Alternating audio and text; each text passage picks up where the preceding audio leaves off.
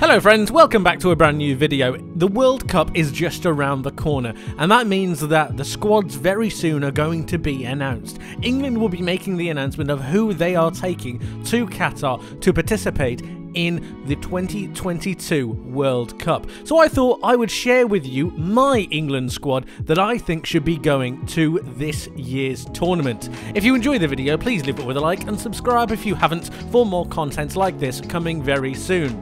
Make sure you hit that notification bell so that you never ever miss an upload, and let's talk about my England World Cup squad.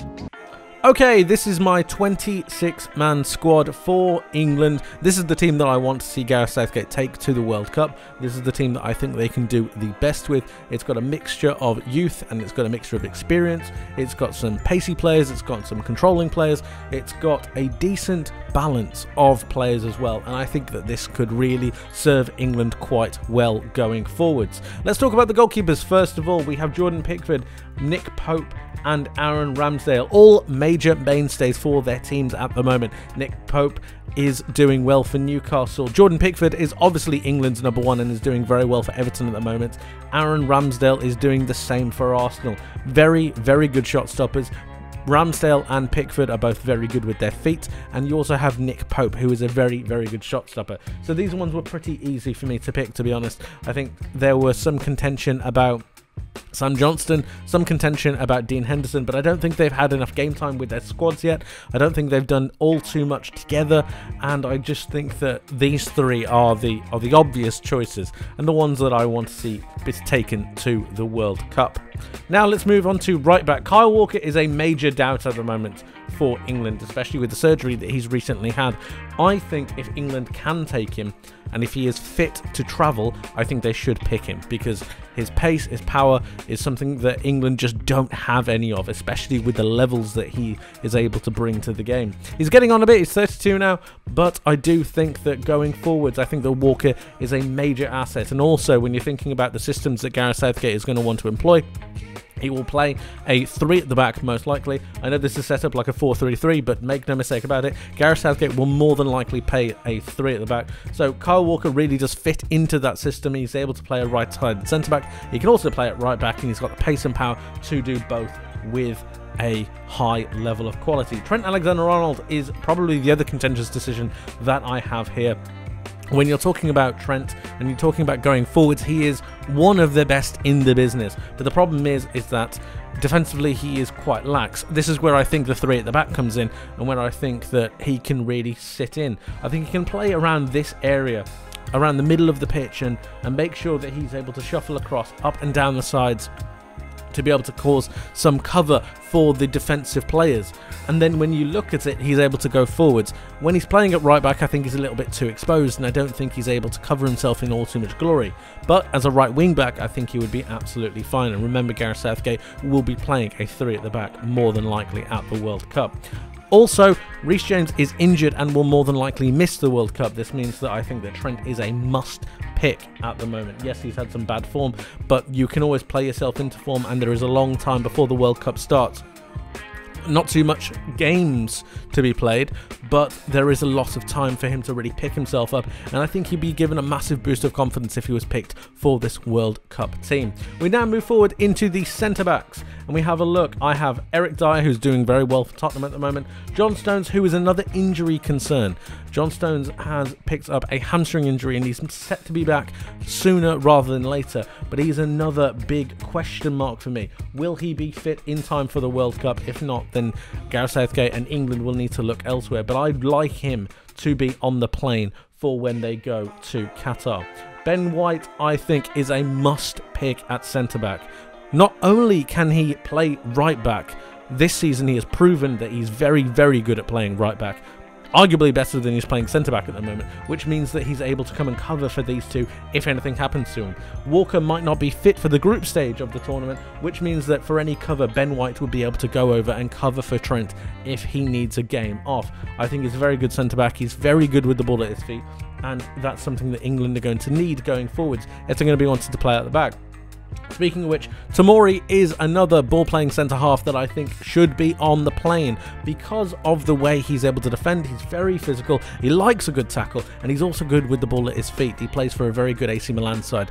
Recently, it's been documented and shown that he had some pretty poor games against Chelsea in the Champions League. Do not let that fool you, because Tomori is a fantastic centre-back and one of the best English centre-backs in the world right now, as is, in my opinion, form-wise, Joe Gomez. We've seen him be absolutely sensational against Manchester City in that Liverpool side, and I think that he's coming into the form in the right time.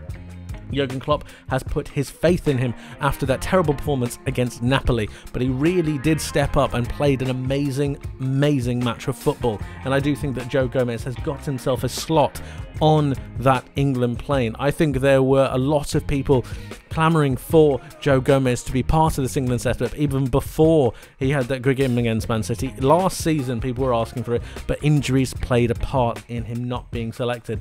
I think that Gareth Southgate should take a punt on Joe Gomez and allow him to go, because I think he's got enough pace, I think he's got enough power, and I think he reads the game well enough, especially in a back three where he can be covered by two other centre-backs. I think that Joe Gomez would be a fantastic addition.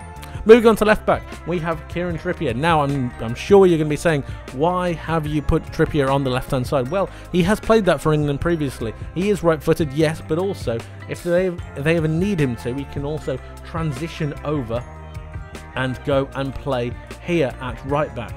This is all about cover, and it's all about allowing your team to be flexible enough when the time comes. I really do think that England need to be looking towards flexible players who are able to play a multitude of positions, especially in such a condensed time in the World Cup where games are going to be coming thick and fast. You're also not too sure about how fit players are going to be, how worn out they're going to be, especially with the way that games are coming. You're having around about 3 games a week now in the run-up to the World Cup, so you're going to need rotation more than ever. Luke Shaw, I think, has been England's best left back for quite some time now, and I think when he plays for England, he just goes up to a different level. Playing at left wing back, which is the way that Gareth Southgate will be playing his system with wing backs, I do think that Luke Shaw has the potential to go forwards and really drive on and make that position his own. For me, it's between Luke Shaw or Ben Chilwell, and I think that Shaw just edges him out on that. I think he's got enough power, pace, and I think he's got enough drive to be able to help him in that position. Trippier is a good cover, and he's also very good at free kicks, which is why I've got him in the squad as well as his also ability to cover at left back.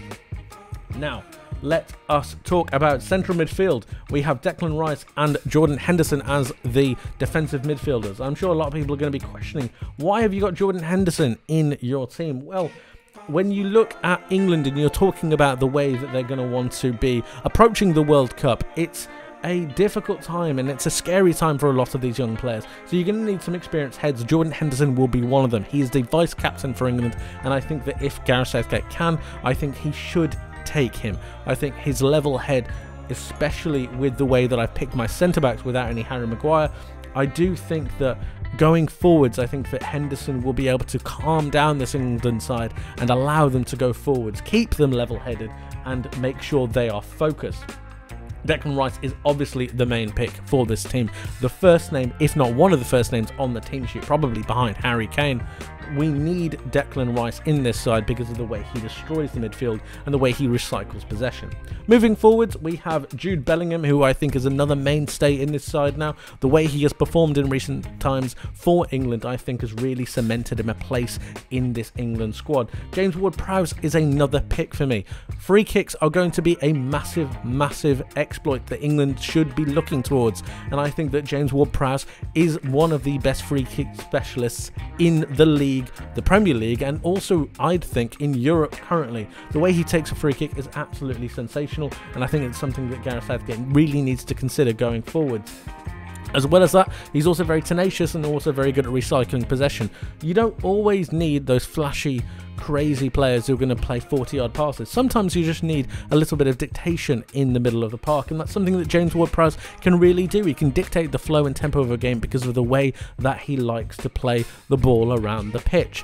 I really like James Ward-Prowse, and I think he should be given a shot at this England squad. Mason Mount is in amazing form and should really be in contention, if not definitely on the plane for me. I think he's been absolutely sensational, and his performances have really shown that he's upped his level. Under Graham Potter, I think he's being given a new license to play forwards, and I think he's being allowed and given much more responsibility with the ball. And I think that going forwards, Mount is going to be one of those linchpins for England going forwards. We saw him come off the bench against Germany and really start to change the game, and I think that he's going to do that again for England at the World Cup. James Madison is another pick for me. Free kicks are a big issue, and I've spoken about James Ward-Prowse, and I think that James Madison is another pick for this. Creatively, I don't think England have anyone quite like him. I don't think they have a number 10, and that's exactly what I think he is. Someone who can sit in this pocket that I'm just drawing here to be able to dictate the play and dictate the flow of possession and try to get passes into the middle of the pitch and into the box. It's something that I really think England need to be looking towards, and they need to have a variety of types of creative players. Madison is a completely different player to Mason Mount, who is a completely different player to Jude Bellingham, and the same with James Ward-Prowse. They need variety in their midfield, and I think that's exactly what James Madison gives them. Moving on to the right-hand side, and we can talk about Bukayo Saka, who is in a amazing vein of form at the moment, and he is definitely on the plane for me. I do not want to see him playing here. I do not want to see him in this area. That is not where I want to see him. I want to see Saka on the right-hand side driving inwards or driving out towards the byline to allow a lot of space creatively for England's attacking players.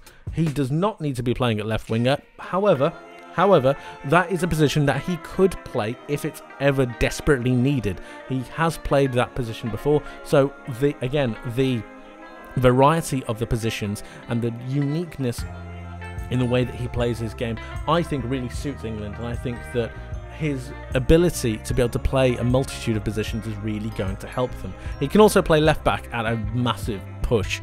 I don't really want to see him there, but he can do, and it's this adaptation that I think is really, really key for England going forward, and Bukayo Saka is one of those players. Jaden Sancho is another massive question mark, and I'm sure that people have. And when you're looking towards players, I've spoken about the way that players need to be going forwards and the way they need to be driving. Creatively, I think Jaden Sancho is one of the best that England have. I think that going forwards, he sees passes quicker than a lot of other wingers. I'm thinking of Sterling, I'm thinking of Grealish potentially in certain scenarios. I think Jaden Sancho has a very, very quick mind. I just think he's very under the weather at the moment in terms of his performances. I think that he's really not confident in the way that he likes to drive, and I think being given that England spot would give him the confidence to understand that Gareth Southgate has his back, especially after the way that his last few England performances have been going. I think that Sancho should be on the plane, if not as one of the last names. I think he could change a match, and I think if he's given the opportunity, I think he could really grab his opportunity with both hands and really try to change the game for England. We're going to move over to left wing now, as I think the striking positions are going to be the most interesting to talk about. Phil Foden is one of, if not England's most bright prospects at the moment. I think he's absolutely sensational and has to be on the plane.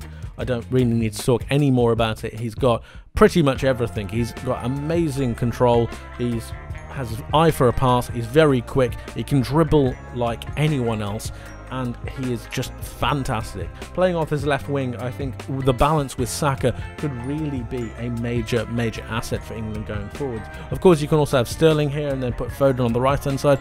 He can also play in the middle. I was thinking as more of an 8 or a 10 in these kind of positions, just picking up pockets of space in front of the opposition's box. I think it's something that England really need to look towards in utilising Phil Foden for. Jack Grealish is another one of these players who can also play as an attacking midfielder or a centre midfielder. Not necessarily a centre midfielder, but I do think that attacking midfield is something that Jack Grealish can really do. And I think that quality-wise, I don't think you really have anyone who can buy a free kick like he can. And that is definitely a compliment. It's not a dig. I think that in desperate times and really serious times, especially in the latter stages of the tournament, I think you're going to need times when you just need to give the ball to Jack Grealish and give your team an extra 5 minutes or an extra 30 seconds to be able to win a free kick and then move everyone forward. It's definitely something that I think Jack Grealish has in his locker. His ability to be able to keep the ball at his feet is something that is just not really seen with a lot of other English talent. Raheem Sterling, obviously with his performances for England, has to be on the play, and I don't think we need to talk about that any further. He is just brilliant when he plays for England, and his power and his pace and his ability to find space in the box is something that he's really started to improve. I think driving with the ball as well when England need him to, like Jack Grealish, I think Sterling can do exactly the same thing, to find those pockets of space and just drive forwards with that abundance of pace that he has. Sterling is definitely making the play for me. Now let's talk about the strikers, the final little bit. We have Harry Kane, who is obviously England's captain, needs to go. I don't think that needs to be talked about anymore. But I've got Ivan Toney going. I'm sure a lot of people would have been speculating about the likes of Tammy Abraham, the likes of Ollie Watkins, and the likes of Callum Wilson. But I think that Ivan Toney has proven himself enough to be fit for a place in this England team, and this England squad at the very least. I think he's got enough about his game. He's not just a target man, but he could be that. He's very good with the ball at his feet, and he's also very good in tight technical situations, and I think that's something that England really need, especially from a player that's a little bit more physical. Speaking of physicality, if you look at it, Toney and Kane are very similar in stature and in presence. So what do you need as well if you're going to be picking a striker?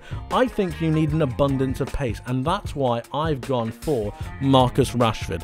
Yes, he has not had the greatest of England times recently. Yes, he has not been particularly in form, especially last season. However, I think that under Erik ten Hag, you've seen a new Marcus Rashford come forwards, one that likes to play in the middle of the pitch, and that's where he's getting most of his goals, playing as that central striker, finding those runs into the channels. And also, the ability to break is something that England really need to think about. I think that going forwards, Marcus Rashford isn't necessarily a must-pick or a starter for England, but I think that later on in a match, when the options of Kane or Toney aren't working, when the likes of Sterling is a little bit tired, I think you need a Marcus Rashford to be able to come on and really stretch the game, to be able to make the opposition defence honest, to have them drop an extra 5 yards because they're so concerned about his lightning pace. His ability to drive with the ball is also something that's very much needed. He can drive down that left-hand side and really open up opportunities for the rest of his teammates. Marcus Rashford, I think, is a bit of a wild card, a bit of a wild pick, but I do think that in the dire stretches of a game, I think he could really open something up for his team, and I think his pace is something that England really do lack. I think of only Sterling and perhaps Foden at a very big push has the pace to be able to match a Marcus Rashford, and where Sterling is starting the match and so is Foden, I think England need that abundance of extra pace to be able to open up and stretch defences. And to be honest with you, with his variety of the positions that he can play on the left, he can stretch play on the right. It's this adaptability yet again that I'm talking about with this England side going forwards in different games. He can play a multitude of positions, and I think that's why he is so crucial. But it's his pace and his ability to drive that I think is the biggest asset that he could give England, and that's why he makes it ahead of the likes of a Tammy Abraham for me or a Callum Wilson. His sheer lightning fast pace on the break is something that I think England could look to utilise in the latter stages of games. So that is my England squad. I know there are some very interesting and contentious decisions. I want to hear from you. How do you like this team, and what is your team? Let me know. I would love to hear from you. But this is my England squad, and hopefully they can do the business in Qatar. That's it for today, guys. Thank you ever so much for watching. If you enjoyed the video, please leave it with a like and subscribe if you haven't for more content like this coming very soon. Let me know in the comment section below what your thoughts on the England squad are. Who do you think should be picked, and who do you think should be heading to the World Cup? It's only just around the corner. How do you think the tournament is going to go? Are you excited? What do you think is going to happen? Let me know. You can of course let me know on Twitter. You can find me at Zekko64. That's generally where I post when my videos go live. But of course you can always know that if you hit that notification bell so that you never ever miss an upload. Like I said, that's it from me for today. Thank you ever so much for watching. I hope you have a wonderful rest of your day. I hope you have a wonderful rest of your week, and I hope to see you in the next one. But until then, take care of yourselves, and bye bye.